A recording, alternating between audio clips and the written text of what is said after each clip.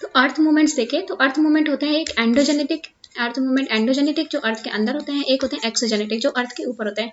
Endogenic में आता है एपिरोजेनेटिक और कॉन्टिनेंट फॉर्मिंग। तो एपिरोजेनेटिक और कॉन्टिनेंट फॉर्मिंग एंड एक होते हैं ओरोजेनिक एंड माउंटेन फॉर्मिंग। तो एक होते हैं एपिजेनेटिक एंड एक होते हैं ओरिजेनिक एंड माउंटेन फॉर्मिंग। ये बनते हैं अपवर्ड एंड डाउनवर्ड मूवमेंट से एंड ये बनते हैं टेंशन एंड कंप्रेशन से। तो हमने देखा दो टाइप के फोर्सेस होते हैं अर्थ मूवमेंट दो टाइप के होते हैं, एक एंडोजेनेटिक होता है एंड एक एक्सोजेनेटिक होता है। एंडोजेनेटिक में होता है एक होता है डायस्ट्रोफिज्म, एक होता है सडन मूवमेंट। एक होता है सडन मूवमेंट। डायस्ट्रोफिज्म में होता है एक एपिरोजेनेटिक, एक होता है एपिरोजेनेटिक मतलब कॉन्टिनेंट फॉर्मिंग और एक होता है ओरोजेनेटिक। ओरिजेनेटिक का मतलब होता है माउंटेन बिल्डिंग। तो कॉन्टिनेंट फॉर्मिंग होता है upward and downward and mountain forming होता है टेंशन एंड कंप्रेशन। फिर सडन मूवमेंट में आते हैं हमारे अर्थक्वेक्स एंड वोल्केनोज। तो जो ये जो एंडोजेनिक मूवमेंट जो अर्थ के अंदर मूवमेंट है जैसे डायफ्रॉगिज्म से एक continent forming and mountain forming, इसमें बहुत सारे साल लगते हैं। जैसे अगर हिमालय देखें तो अभी भी बढ़ रहे हैं, लेकिन हम ऐसे अपना विजुअल इतना कम इसमें चेंज होता है कि हम देख नहीं पाते। फिर हम देखते हैं अर्थ मूवमेंट एक्सोजेनेटिक। एक्सोजेनेटिक जैसे वेदरिंग हो रही है या इरोजन, वेदरिंग हो सकती है या इरोजन हो सकता है। तो वेदरिंग किससे होगी? या physical chemical and biological weathering होगी। इरोजन होगा या तो आइस से या रिवर वाटर से या सी से हो जाएगा इरोजन, या विंड या अंडरग्राउंड वाटर। इन सबसे इरोजन हो सकता है, वेदरिंग हो सकती है फिजिकल केमिकल एंड बायोलॉजिकल। ये होते हैं एक्सोजेनिक प्रोसेस। एक्सोजेनिक प्रोसेस हम तुरंत देख सकते हैं। एंडोजेनिक एंड एक्सोजेनिक फोर्सेस दोनों साइमल्टेनियसली वर्क करते हैं। जैसे हिमालय आज भी अपलिफ्ट हो रहा है और ऊपर से उनका इरोजन भी हो रहा है, ऊपर से रिवर से इरोजन भी हो रहा है। तो एंडोजेनिक एक अंदर से लग रहा है, एक्सोजेनिक बाहर से फोर्स, दोनों एक साथ लगते हैं। बट किसी भी लैंडफॉर्म को देखो, it is a by product of both endogenetic and exogenetic processes. So endogenetic में फोर्सेस हमने दो देखा, डायस्ट्रॉफिज्म ये बहुत ही स्लो चलते हैं, जैसे माउंटेन फॉर्मिंग एंड एक होता है कॉन्टिनेंट फॉर्मिंग। देखो कॉन्टिनेंट फॉर्मिंग होता है माउंटेन फॉर्मिंग एंड दूसरा होता है सडन मूवमेंट। सडन मूवमेंट तुरंत आपको दिख जाएंगे, जैसे अर्थक्वेक आया या वॉल्केनोज आए, तो ये सडन मूवमेंट ये तुरंत दिखते हैं। तो जियोमॉर्फिक प्रोसेस क्या होता है? जियो मतलब अर्थ एंड मॉर्फिक मतलब अर्थ के फॉर्म्स। जैसे कौन से फॉर्म्स होते हैं? माउंटेन्स हो सकते हैं, प्लेट्यूज हो सकते हैं, प्लेन्स हो सकते हैं एंड ये सारे जियोमॉर्फिक फॉर्म्स होते हैं। तो ये फॉर्म्स ऑफ लैंडस्केप्स होते हैं एंड नेचुरल फीचर्स होते हैं अर्थ सर्फेस, जैसे माउंटेन्स हो गए, प्लेट्यूज हो गया, कोई प्लेन हो गया, ये सब जियोमॉर्फिक ये लैंडफॉर्म्स होते हैं, नेचुरल लैंडफॉर्म्स। एंड दोनों endogenetic and plus exogenetic forces दोनों लगती है एंड ये कॉज करती है physical and chemical changes earth surface पे। एंड इन लोगों को बोलते हैं जियोमॉर्फिक प्रोसेस। जो प्रोसेसेस जो एंडोजेनिक एंड एक्सोजेनिक दोनों process of physical and chemical change करती हैं अर्थ सर्फेस में, जियोमॉर्फिक प्रोसेस बोलते हैं। एंड देखते हैं डायस्ट्रोफिज्म एंड वोल्केनिज्म। तो ये क्या होती है? ये एंडोजेनिक होती है। देखो डायस्ट्रोफिज्म मतलब इसमें क्या होता है? Continent building and mountain building, ये सारे अर्थ के इंटीरियर के अंदर फोर्सेस लगते हैं। इनमें वॉल्केनिज्म जैसे अर्थक्वेक आता है, वॉल्केनोज आते हैं, ये सब इंटीरियर अर्थ के इंटीरियर फोर्सेस लगते हैं, तो इन्हें एंडोजेनिक फोर्सेस बोलते हैं।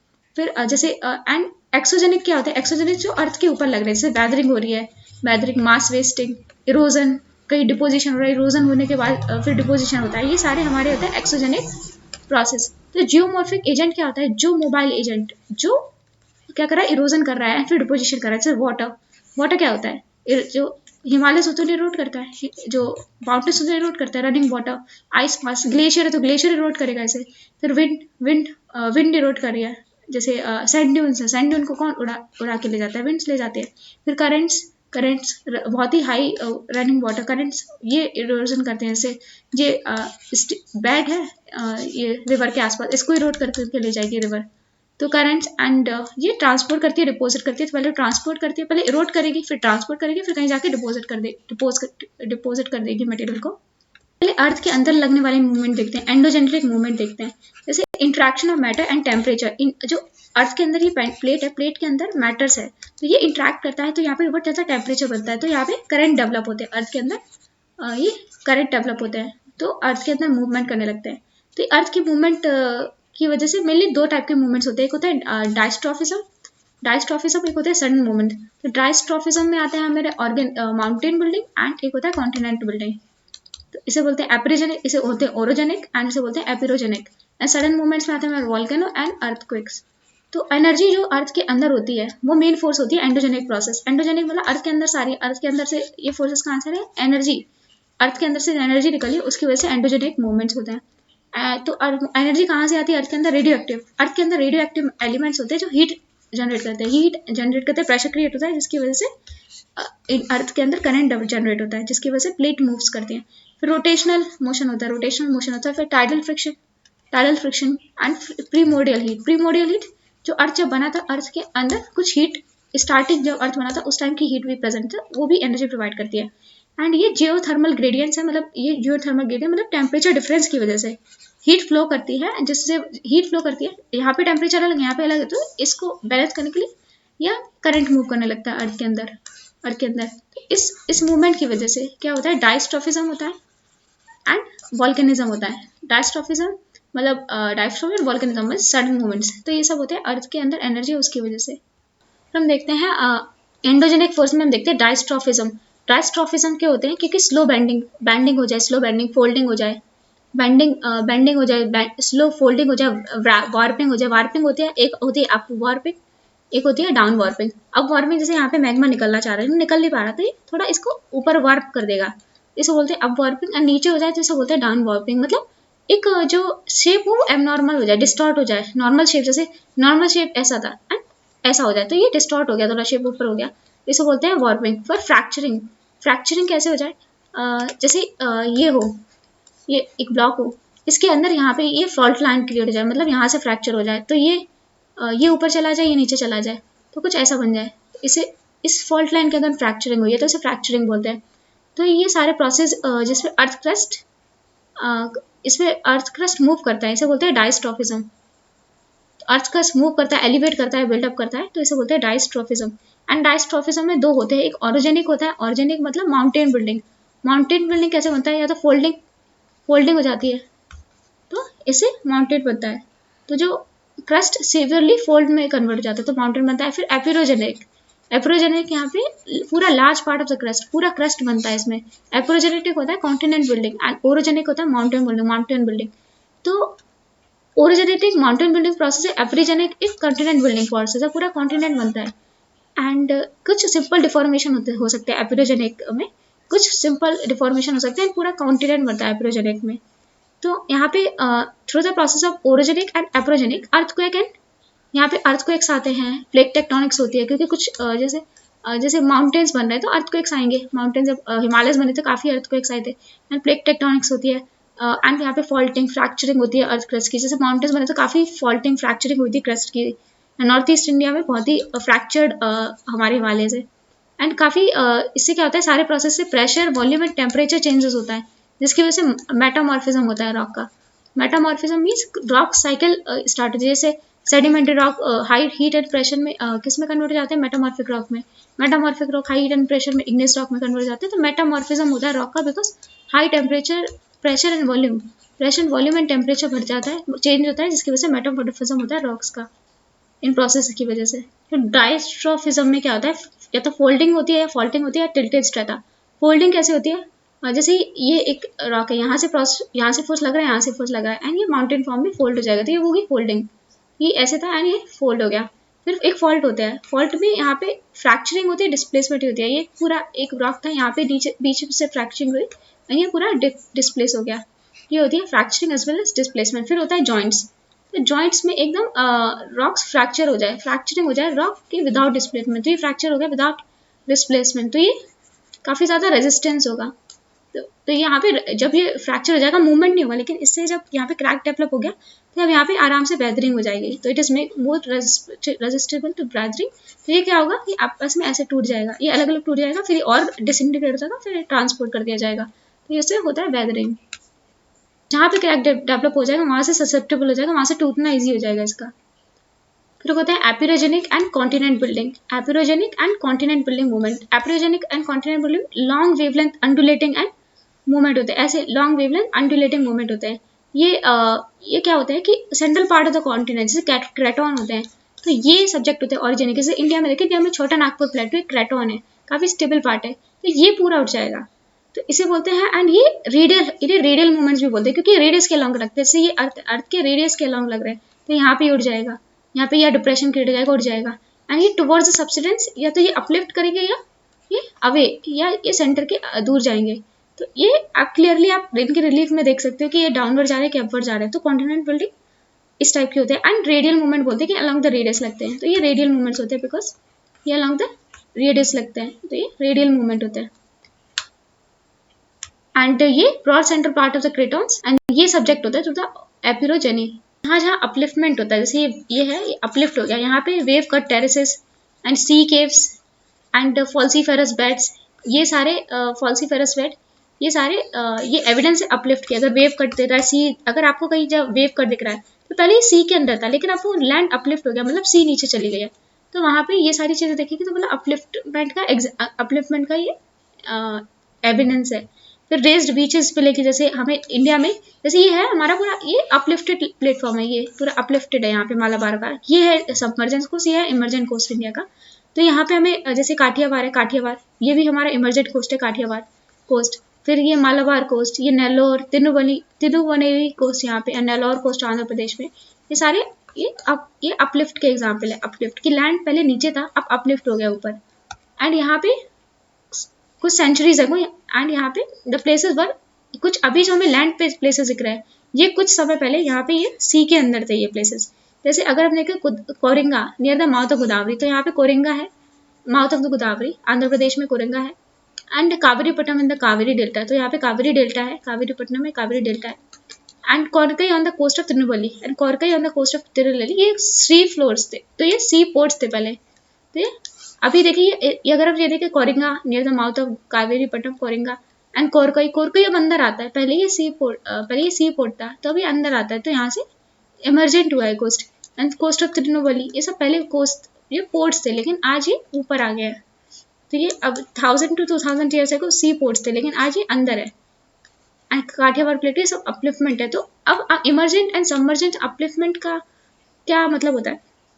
इमरजेंस क्या होता है, कोई कोस्ट लाइन पहले पानी के अंदर थी, पहले अंदर आती है ये पूरी एरिया, तो ये, लेकिन ये अब ये इमरजेंस हो जाए, मतलब पानी के ऊपर आ जाए ये पूरा एरिया, ये पूरे ऊपर, जैसे इमरजेंस। सबमर्जेंस मीन्स कि पहले ये पूरा पानी के ऊपर है एंड फिर ये पानी के नीचे आ जाए, यहाँ पे सबमर्ज हो जाए, इसे बोलते हैं सबमर्जेंस। अपलिफ्टमेंट में लैंड थी वो अपलिफ्ट हो गई, एंड सबसाइड हो गई, लैंड थी वो सबसाइड कर गई। तो ये इमरजेंस सबमर्जेंस एक अपोजिट होता है बिल्कुल। फिर सबसिडेंस से बोलते हैं, सबसिडेंस और सबमर्जेंस। तो सबमर्जेंस फॉरेस्ट एंड वेरी से, ये था पार्ट ऑफ सबमर्जेंस, कि हमें कई जगह पानी के अंदर फॉरेस्ट दिखते हैं। तो पानी के अंदर फॉरेस्ट दिखते हैं, मतलब कहीं ना कहीं ये लैंड पे थे, आज ये सबमर्ज हो गया है लैंड पे। जैसे अगर हम देखें 1819 में, तो रन ऑफ कच्छ, 1819 में रन ऑफ का कुछ पार्ट ये सबमर्ज हो गया था, अर्थक्वेक आया था 1819 में, जो रन ऑफ कच्छ का कुछ पार्ट था वो सबमर्ज हो गया था। एंड एग्जाम्पल देखते हैं हमें तिरुनेलवेली एंड सुंदरबंस। तो तिरुनेलवेली यहाँ पे तमिलनाडु में, सुंदरबंस में हमें क्या मिलता है, पीट एंड लिग्नाइट मिलता है। पीट एंड लिग्नाइट कहाँ मिल सकता है, लैंड पे मिलता है। जब फॉरेस्ट डिपॉजिट, जब फॉरेस्ट होता है, जब वो फॉरेस्ट सबमर्ज हो जाते हैं अंडर हीट एंड प्रेशर बहुत ज़्यादा, जब हीट एंड प्रेशर होता है, पीट एंड लिग्नाइट। तो हमें पीट एंड लिग्नाइट कहाँ मिलता है, सी लेवल के नीचे मिलता है। यहाँ पे केरला कोस्ट पे सी लेवल के नीचे मिलता है, मतलब कहीं ना कहीं ये जो लैंड था ये आज सबमर्ज हो गया है। तो ये हमें सबमर्जेंस की बताता है। इवन सुंदरबंस में हमें पी एंड लिग्नाइट सी के नीचे मिलता है, मतलब ये पहले कभी ऊपर था लैंड पे एंड ये सबमर्ज हो गया कोस्ट। ये हमें एग्जाम्पल बताता है सब्सिडेंस का। फिर अंडमान एंड निकोबार आइलैंड, तो हम अगर ये हम देखें, अंडमान एंड निकोबार आइलैंड है, तो ऊपर है अराकन यूमा रेंज, ये म्यांमार का रेंज है, यहाँ पे कोकोस आइलैंड, फिर अंडमान एंड निकोबार स्टार्ट होता है। तो ये बोलते हैं कि अराकन यूमा जो रेंज है वो अंडमान एंड निकोबार उसी का एक्सटेंशन है, लेकिन ये सेपरेट कैसे हुआ, ये जो पार्ट था यहाँ का, ये क्या हो गया, सबमर्ज हो गया। ये अंडमान अराकन यूमा का पार्ट ये सबमर्ज हो गया, अंडमान निकोबार सेपरेट हो गया। ये सबमर्जेंस का एग्जाम्पल है। फिर बॉम्बे आइलैंड के, अगर हम बॉम्बे आइलैंड के ईस्ट साइड में देखें, तो बॉम्बे आइलैंड है, बॉम्बे आइलैंड के ईस्ट साइड में देखें तो हमें यहाँ पे फॉरेस्ट दिखते हैं, सबमर्ज फॉरेस्ट दिखते हैं, मतलब ये कभी लैंड कभी ऊपर होता होगा, यहाँ पे फॉरेस्ट होंगे, फिर ये बाद में सबमर्ज हो गया। तो ये सबमर्ज फॉरेस्ट हमें तिरुवली तमिलनाडु में भी सबमर्ज फॉरेस्ट दिखे हैं। फिर एक गल्फ ऑफ मन्नार, तो इंडिया में यहाँ पे है गल्फ ऑफ मन्नार एंड यहाँ पे पाक स्ट्रेट, यहाँ पे पाक straight and gulf of Mannar है, बहुत ही शैलो है। एंड जियोलॉजिकली तो यहाँ पे तमिलनाडु, यहाँ पे श्रीलंका। तो गल्फ ऑफ मन्नार में पाक स्टेट बहुत ही ज़्यादा शैलो है और ये सबमर्ज हो गया था इन द सी, सबमर्ज हो गया था इन सी। तो जो हमारा फॉर्मर टाउन है महाबलीपुरम का, ये भी सबमर्ज हो गया इसी में। तो इसका कुछ पार्ट जो फॉर्मर महाबलीपुरम का तमिलनाडु में टाउन है, ये भी इसका भी कुछ पार्ट सी में सबमर्ज हो गया। तो ये भी एग्जाम्पल है सबमर्जेंस का। ऐसे बोलते हैं द्वारका, द्वारका भी सबमर्ज हो गई, ये भी एग्जाम्पल है द्वारका सबमर्ज हो गई है। फिर हम देखते हैं orogenic and mountain building process. Orogenic क्या होता है, जैसे ये अर्थ है, अर्थ में ये प्लेट्स है, ये प्लेट्स ये मूव कर रही है, तो ये प्लेट जब मूव करेगी तो ये टेंजेंशियली मूव कर रही है, तो ये टेंजेंशियली फोर्स लगता है, ये टेंजेंशियली टू द सर्फेस। हमने देखा था जो एपिरोजेनिक फोर्स है माउंटेन बिल्डिंग फोर्सेस, ये कैसे लगता था, रेडियल फोर्सेस था, एंड ये टेंजेंशियली लगता है। एंड ओरोजेनिक ये टेंजेंशियली फोर्स लगता है। तो इसमें क्या होता है, दो टाइप के फोर्स लग सकते हैं, या तो कंप्रेशन होगा या टेंजेंशियल होगा। तो जो कंप्रेशन होगा तो फोल्ड माउंटेन क्रिएट हो जाएंगे, एंड जब टेंशन होगा तो यहाँ पे फॉल्ट क्रिएट हो जाएगी बीच में, जब टेंशन लगेगा तो यहाँ पे फॉल्ट क्रिएट हो जाएंगे, एंड ये माउंटेन एक दूसरे मूव कर जाएंगे या एक क्रैक डेवलप हो जाएगा।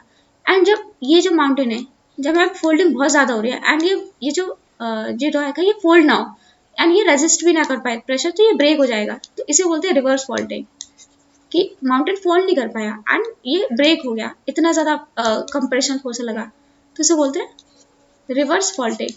फॉल्टिंग हुई है लेकिन क्यों हुई है, ज़्यादा फोर्स, रिवर्स फॉल्टिंग। देख फॉल्टिंग क्यों लगती है, क्योंकि हम जब टेंशनल फोर्स लगाते हैं, फॉल्टिंग जब होती है तो हम टेंशनल फोर्स लगाते हैं, लेकिन यहाँ पे हम लगा तो कंप्रेशन फोर्स लग रहे हैं, लेकिन इतना ज़्यादा कंप्रेशन फोर्स लगा रहे हैं कि रेजिस्ट नहीं कर पाए एंड ब्रेक कर जाए, ये ब्रेक कर जाए माउंटेन, एंड या आप कंप्रेशन फोर्स लगा के रह गए, ये फोल्ड ना करे सीधे ब्रेक कर जाए, तो इसे बोलते हैं रिवर्स फॉल्टिंग।